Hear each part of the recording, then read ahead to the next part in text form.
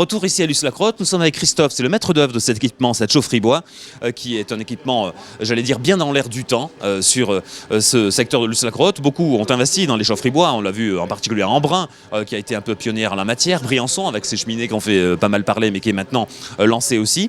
Et ici à Luce-la-Crotte, un équipement à échelle de ce village de montagne, mais touristique, avec des écarts de population assez importants. Quel service, Christophe, permet cet équipement ? Donc voilà, donc ici vous êtes en présence d'une production chaufferie bois biomasse à plaquettes forestières. Donc vous avez deux générateurs montés en cascade de 160 kW unitaires. Et donc ici on alimente une caserne gendarmerie, une salle des fêtes à côté, et puis des logements 6 villas. Voilà. Alors ça c'est pour le premier réseau de chaleur. Ici à Luce-la-Crotte, il y a une particularité, c'est qu'il y a deux réseaux de chaleur. Donc un deuxième réseau de chaleur qui est plus dans le centre du village, qui lui alimente des maisons médicales, une école, une piscine, des logements, 28 logements.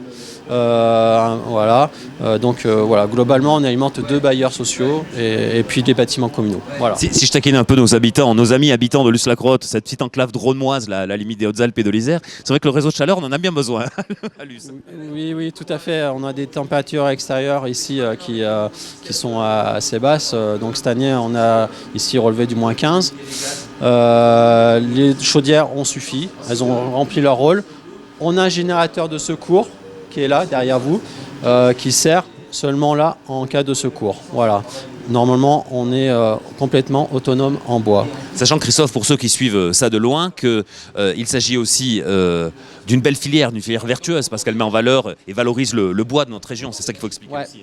Alors, effectivement, c'est une belle observation, parce qu'ici, on a une singularité sur Luce-la-Crotte, parce que je fais également, j'ai un projet de chaufferie bois à Métropole de Saint-Étienne. Et ici, on a une singularité, c'est qu'on est dans une économie vraiment circulaire. C'est-à-dire que la Luce-la-Crotte, a des ressources forestières importantes. Et donc, on utilise le bois local, on va le broyer nous-mêmes et on va l'injecter dans nos machines, transformer en chaleur, le délivrer sur la commune. Voilà. Donc, on est dans une logique d'économie circulaire absolument complète, avec un bilan du coût carbone qui sera proche de zéro.